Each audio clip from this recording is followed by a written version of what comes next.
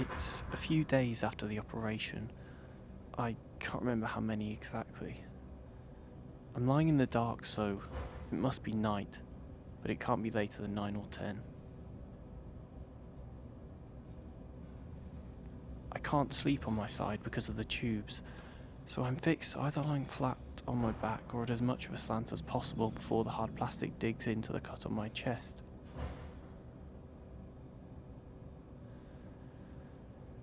I alternate between positions as I wait for sleep to set in, eventually finding some comfort supine which wasn't there the first time I'd looked. I stare up at the recessed light fixture directly above my bed. Against the darkness of the room, I notice that it looks a bit like a ringed planet, picked out in a night sky. I stare into the orb until its shape is burnt into my retina, and occupy myself blinking a dozen more planets into existence until the afterimage fades.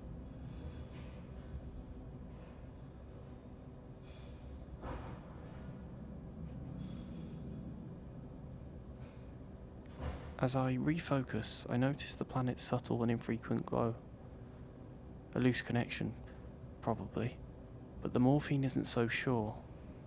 I count the number of seconds between each pulse. 1, 2, 3, 4, 5, 6, 7,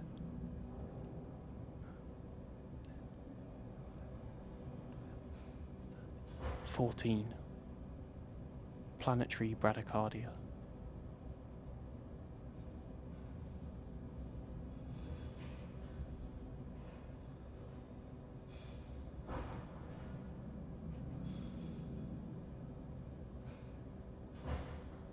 My eyes droop as I start to fall asleep and the light becomes dark.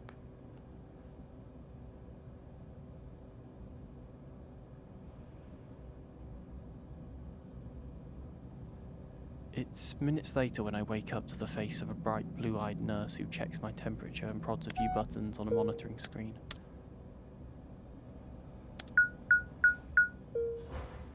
I take a tablet from her and dissolve it in the glass of water beside my bed.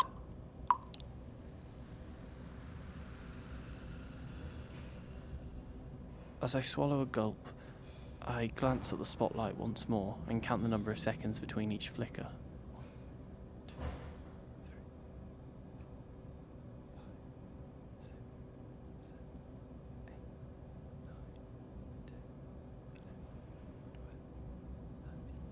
14. I doze in and out of consciousness, a daydream in disguise, but there is no daylight here.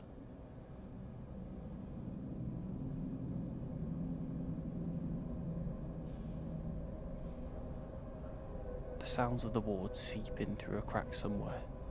The hushed voices of nurses, a beeping monitor, an infant crying. I wonder how long they've been here. Perhaps they've only been here. Perhaps they'll never leave. These thoughts do not help me sleep. Like a disinterested god, I birth a few more planets into existence. The novelty of creation is, admittedly, wearing thin, but the dizzying effect sends me off into dark space once again.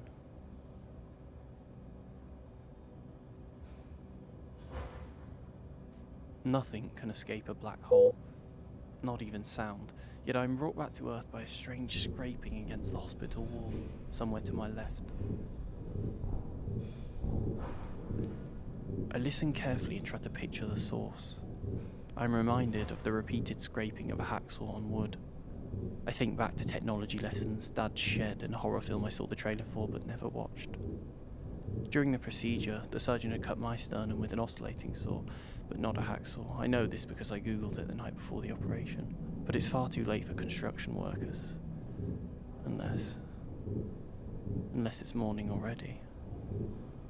I contemplate opening my eyes to check, terrified of the false promise of daylight. I chance it. The darkness is arresting. The sound is amplified. I stare up at the light and count the number of seconds between each pulse.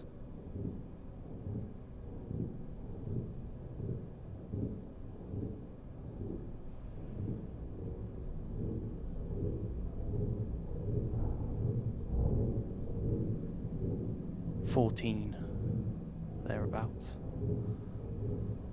The noise makes it difficult to concentrate. I count again. Better safe than sorry. 1, 2, 3, 4, 5, 6, 7, 8, 9, 10, 11, 12, 13. 1, 2, 3, 4, 5, 6, 7, 8, 9, 10, 11, 12.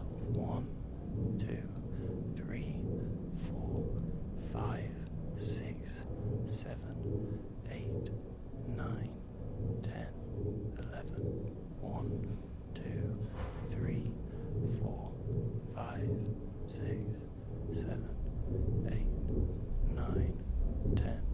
1, 2, 3, 4, 5, 6, 7, 8, 9. 1, 2, 3, 4, 5, 6, 7, 8. 1, 2, 3, 4, 5, 6, 7. 1, 2. I'm a time traveller, and the past is mine. 670 million miles an hour. 3, 4, 5. Faster than the speed of light, and darkness around me forever. 1, closer. 3, 1. A pulsar. 1, 2. I saw one. Once. In a book about space, a compact star which rotates, emitting intermittently beams of electromagnetic radiation that can be seen through special telescopes, like a lighthouse. As the pulsar ages, the rate at which it pulses slows, until eventually it stops altogether.